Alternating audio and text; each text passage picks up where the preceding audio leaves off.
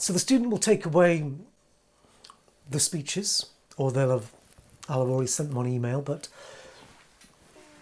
we'll then start looking at their first choice. So say it's the Shakespeare.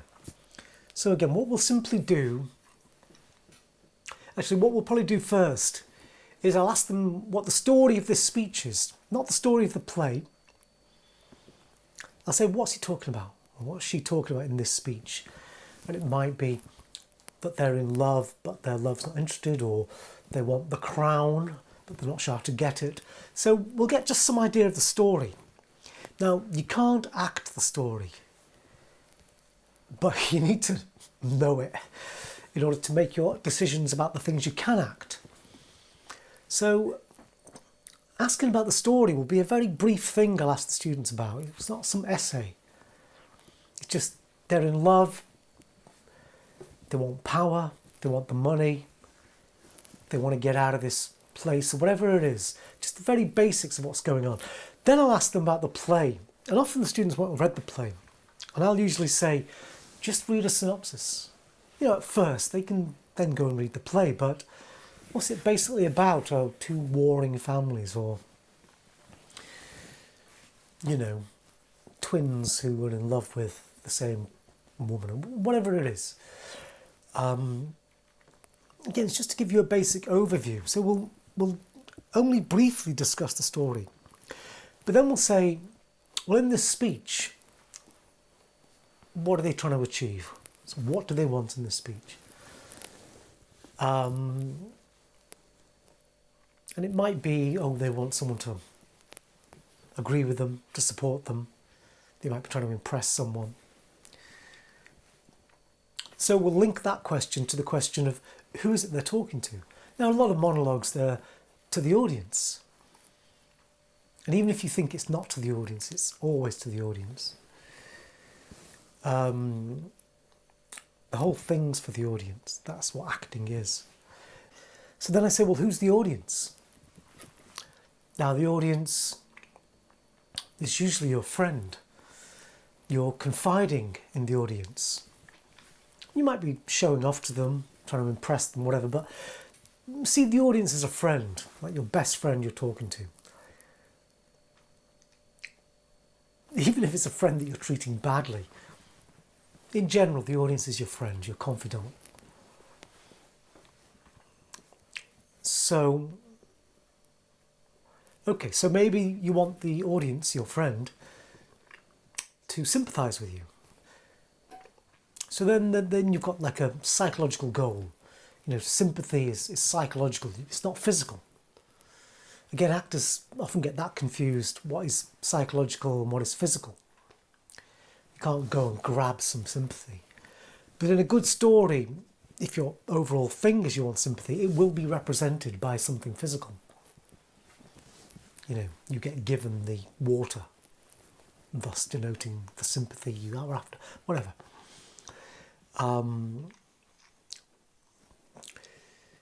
So it's usually a psychological goal, because the audience aren't actually going to physically give you something, are they? And often in stage plays, they won't be giving you anything physically. Whereas in a movie, it'll often be represented physically. They will give you the keys to their car or something like that. So work out what it is you want, and then we'll look at what it is you must do to get it. And what do you do? Again, let's distinguish between the physical and the psychological. You know, an audition, there's not much you can do physically. You know, bringing in a load of props to a casting is not usually a good idea. The prop often upstages you. You know, the casting panel get obsessed with the prop. Another thing I wanted to say about the initial, the first video I did about the choice of speech is, the thing about it being positive is, I mean, I've been on audition panels for theatre plays and drama schools, and so many students come in with a negative speech. I hate myself, etc. And it's not dramatic. You know, the suicide type of speech is rarely dramatic. and you get 50 people all telling you how they hate life. Well, that's not really what a story is. A story is about, given the difficulties of life, what next? What do you do next? If you're unsure, just think about what you'd tell a child, what you'd tell someone you actually cared about.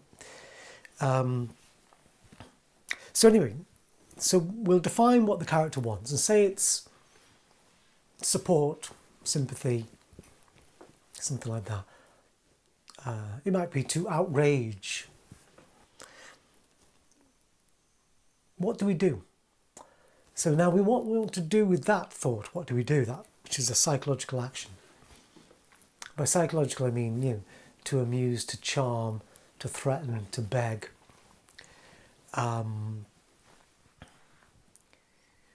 We'll perhaps begin with one of these psychological actions, and we'll begin the speech.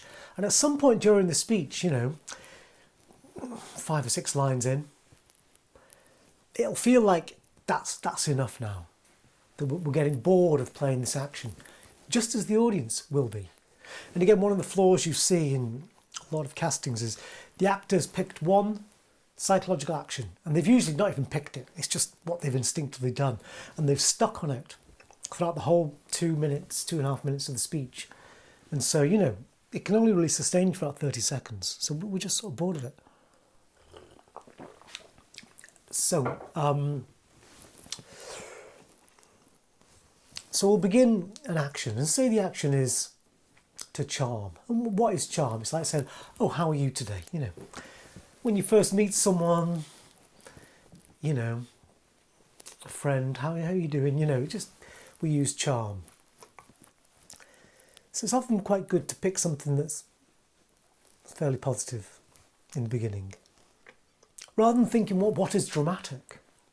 Because also when you first meet someone for a casting, they're just happy to sort of see a new face come through the door. You don't have to do too much. Again, like at the start of a play, you don't have a bunch of people being shot and killed immediately. We're happy just to go, "Oh, what's going on here? Who's this person walking in through the door?" We don't need the fireworks straight away. So we'll begin the speech with our first psychological action, and then we'll see at what point that starts to become tedious. And we'll have already looked at the shape of the breath within the scene. We'll have already started marking where the breaths are. So where it will get boring, where it feels like it needs a change, is where we actually find the end of the beginning section. So we've got a beginning section which then comes to an end. Then we get to the middle section. So we'll change our psychological action. So maybe if we did start with charm, we might then go into something like threatening. Now, to get the actors into playing the psychological actions, I often use numbers as an improv. 1, 2, 3, 4. So instead of saying, "How are you today?" which takes someone thinking of dialogue, you could say, 1, 2, 3, 4. Or instead of a threat, like, "You do that again and I'll kill you," it could be 1, 2, 3, 4. You can just use sounds. It doesn't matter. So numbers are nice and easy. And I tend to teach a lot of foreign students, so it simplifies that whole thing of their uncomfortableness at, having to think of English sentences. So we'll perhaps go into the threat, and then we'll carry on with that action until we just feel it's getting a bit bored, get a bit tiresome, and then we'll move to the third one. So it's got this beginning, middle and end, which is demarked by these 3 different actions. So that'll be the next stage in a way. That's sort of the next lesson, that we've decided what the character wants, which you can't really play. You can't play someone's goal. You can only play what they're doing to get it. But you sort of need to know in your head why you are doing what you're doing in order to tie things together. In order for you as an actor, as a person, just to know what the hell it is you're up to. Just like work in any business.